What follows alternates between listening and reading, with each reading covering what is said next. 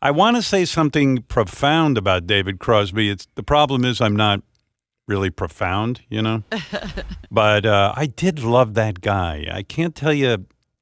Let's see if I can articulate why I loved him so much. David was just so great. And what a voice, right? He co-founded the Byrds, 1964, with Roger McGuinn and Gene Clark. Their cover of Bob Dylan's Mr. Tambourine Man was considered the birth of folk rock, and they fired him. Guy wrote 8 Miles High. You don't kick him out of the band. Kick everyone else out of the fucking band. So he leaves, and you know the story. Takes up with 2 incredible musicians, Stephen Stills, who's a fucking genius from Buffalo Springfield, and he hooks up with Graham Nash from the Hollies. You know, he told me how excited he was when he joined, Stephen Stills.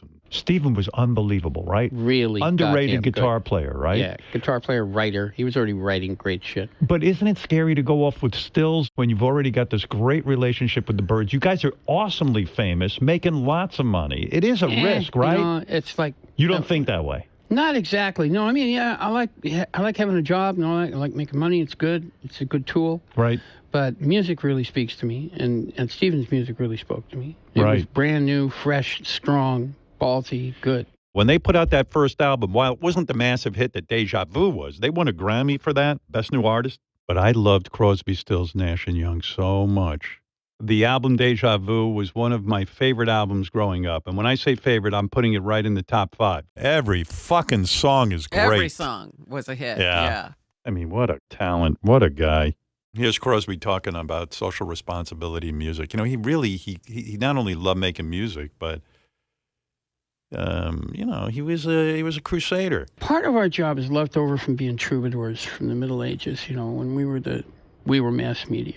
Part of our job is to say, hey, 12 o'clock's and all's well, or it's 11:30 and the government's been bought and sold and things are going down the tubes. It's part of our job. Yeah, my thing in high school and college was I got my news from rock bands. In a sense. When you guys were the prophets. Right, it was a righteous deal because when really America starts killing its own children, something is goddamn well wrong.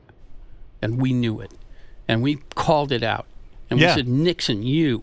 I made it my mission to get Crosby, Stills, Nash, and Young together again, but I couldn't. Oh, no. It was a losing battle. Neil Young put out a really classy statement. Yeah. Neil said, we had so many great times, especially in the early years. Crosby was a very supportive friend in my early life as we bit off big pieces of our experience together.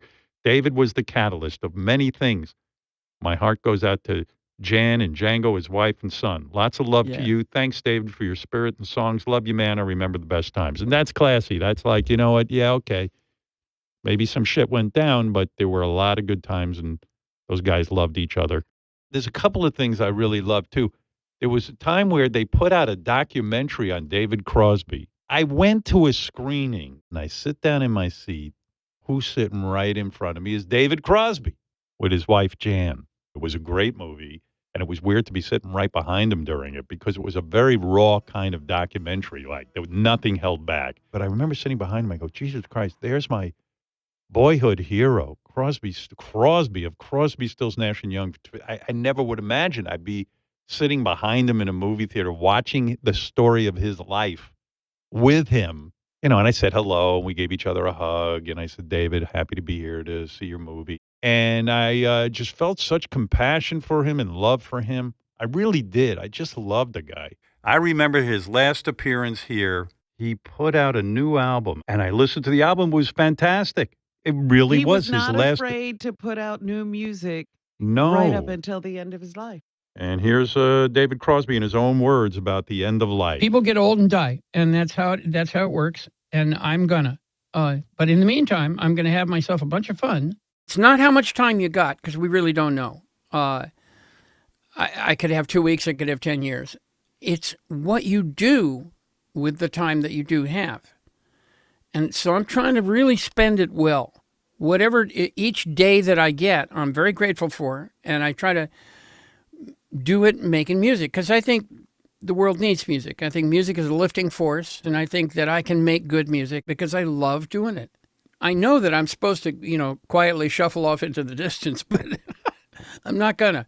We lost such a great guy and such a great performer and a very important guy in the history of rock and roll.